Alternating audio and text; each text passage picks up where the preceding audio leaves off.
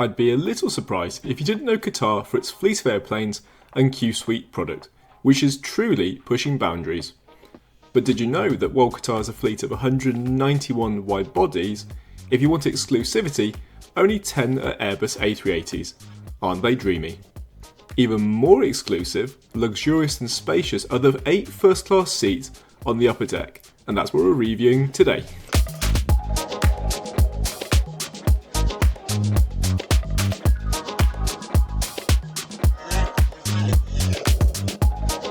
I've just flown in on British Airways Boeing 777 from London Gatwick in premium economy. What a good product. Unfortunately, the first class lounge in Doha is closed for some kind of maintenance. Luckily, we found a very decent reward points flight from Boeing last summer, and we got to experience this incredible lounge when we flew on to Abu Dhabi with the Airbus A320. During the temporary closure, first class passengers are redirected to one of 2 lounges, and today we'll visit the Al Marjan Business Lounge. This has to be one of the most beautiful lounges in the world.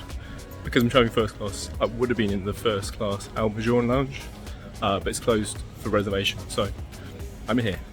What an incredible space that really makes your jaw drop. Plenty of comfortable seats, quiet areas, a 2-level dining experience, and the cakes, wow. If you want to see a full comparison of all the lounges at Doha Airport, you'll find this on the end of the video. Whether you have lounge access or not, there are some wonderful attractions at the airport, including this huge yellow bear that weighs 20 tons and cost the royal family $6.8 million. One of the things you must do when you come to Doha Airport is come see the garden. We won't linger over this too much, because we know you're mainly here to see the first class product, but the gardens here are truly epic. Lots of places to rest amongst the plants or walk over the skywalk. Incredible. For today's flight, this could be the last chance I get to fly an A380 with Qatar. And that's because ex-CEO Al Baker pretty consistently said that it was the biggest mistake the airline had made, and planned to remove them all. If the gardens weren't enough, there are installations, art pieces, and my personal favourite, the Qatar gift shop, which seems to have like a never-ending wall of plane models. It even features a mock-up of the first-class product on the A380. On the way to the gate, let's have a look at today's journey. There's a good chance I might have a cry, because today's flight will only last 6 hours and 30 minutes, covering a distance of 3,270 miles. If you want to fly on Qatar's Airbus A380 before they get retired, at the end of 2023, they only fly to London, Sydney, Perth, Bangkok, and Paris.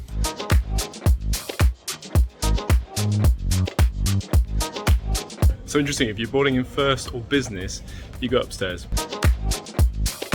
With 8 seats in first and 48 in business, it was surprisingly quiet. So unfortunately the flight is delayed. We don't know why or how long or anything about it. So I've gone back outside to use the toilet. I then discovered that on the previous journey, the plane had a lightning strike. So the engineers are currently making safety checks. From experience, delays can go on and on and on. So I'm taking advantage of a shower in the lounge, using these beautiful diptyque amenities. So I've just had a shower, which is absolutely beautiful, but I've just found that the next update will be at 4 AM. Tired and grumpy, I sat down in the beautiful surroundings of the sandwich bar. And what a good sandwich it was.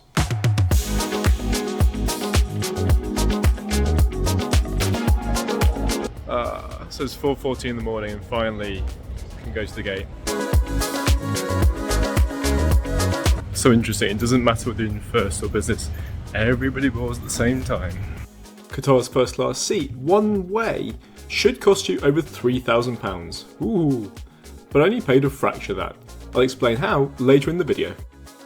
Welcome aboard Qatar's A380 in first.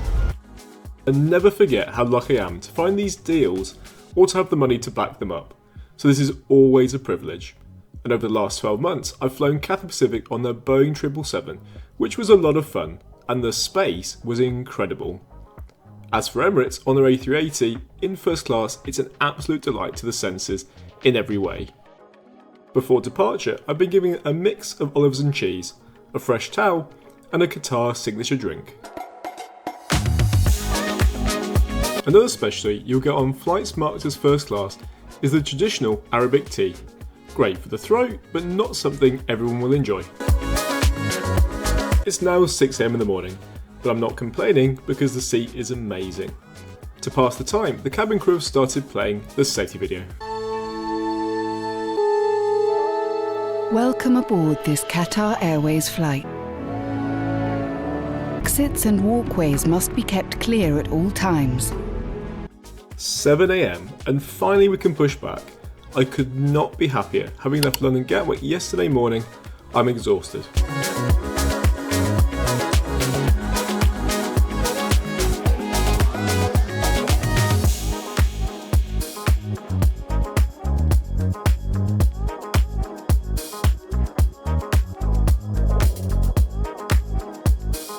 At 83 inches in pitch and 23 inches in width, that is one hell of a seat. Better yet, there are only 2 other passengers, so it feels incredibly private. Opposite is an ottoman, which forms part of the bed, and on top of this is a plush purple blanket. I did use this later when I decided to have a sleep. Really warm and cosy. Can I take it home? To add to the comfort, this purple pillow is silky and shiny, and reversible, revealing a different shade of purple. Qatar's gone one extra, because why have one pillow when you can have 2? The in-flight entertainment screen is pretty big, but it's so far away. Even so, it wasn't a struggle to see, but to control it you'll need the handset, which can be found in the left armrest. This is also where you'll find a bottle of water. The other armrest has controls for the seat and for the lighting. There is one more storage compartment, which also has a USB-A port, and the button on your right controls the privacy divider. Suddenly, I'm having deja vu. I'm pretty sure this could be a variant of the same product that can also be found on Lufthansa's Boeing 747-8. What are your thoughts? Let us know in the comments below. Complimentary pyjamas size medium have also been handed out, and a beautiful amenity kit with further goodies from Diptyque, which is a French fragrance maison, their words not mine, based in Paris, containing a pair of black socks, nourishing lip balm, body lotion, essential face cream, and an eau de toilette perfume.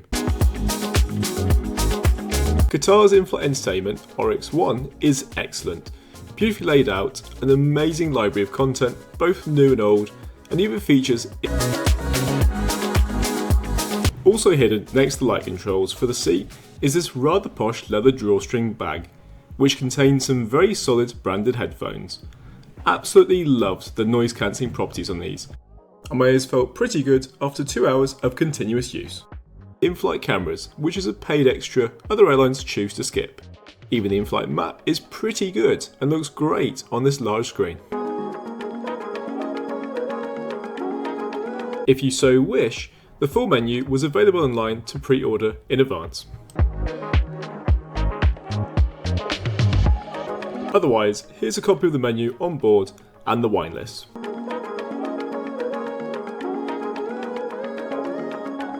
Like I say, tired and grumpy, I wasn't really in the mood for alcohol, but here's the wine list anyway.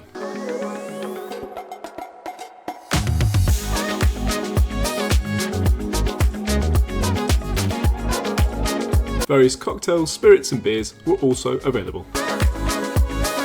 Unfortunately, because of the rolling delay, I was still pretty full, so I only opted for the main course, the lamb kofta. It's such a gimmick, but I love the idea of the flickering candle on the side for atmosphere.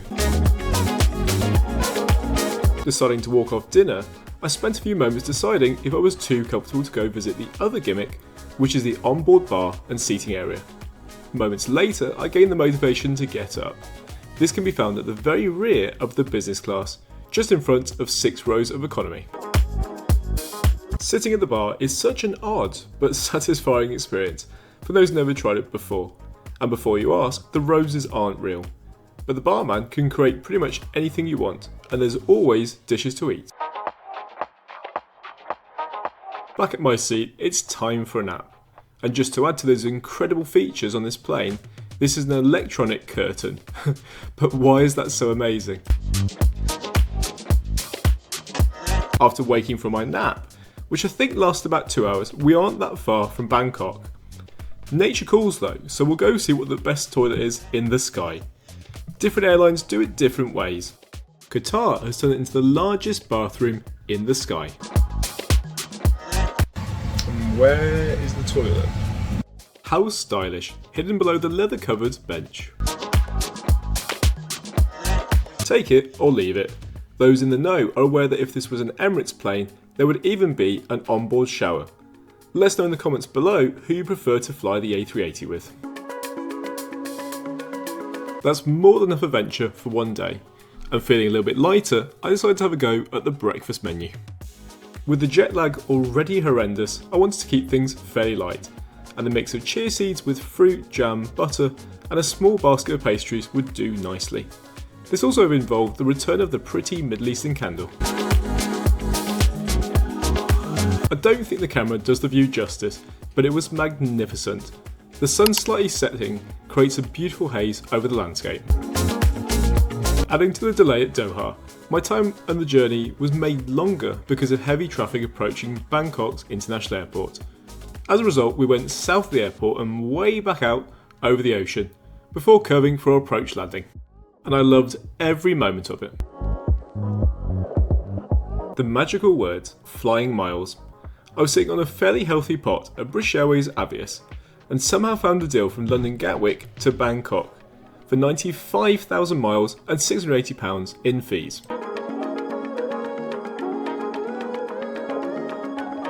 So that was one hell of a flight, what an amazing product. And it's just a little bit sad because Qatar is obviously not committed to the A380. So this is one of the last chances I ever get to fly it. I may never go on it again. The cabin crew were absolutely lovely. And it was so proactive, like if I finished a bottle of water, they'd realise, take it away, bring a new one. And as for the seat, tiny bit showing its age, but it's so plush and so lovely and you get so much space. And the other great thing is, because immigration can take a long time, if you're trying first or business, you get a separate queue.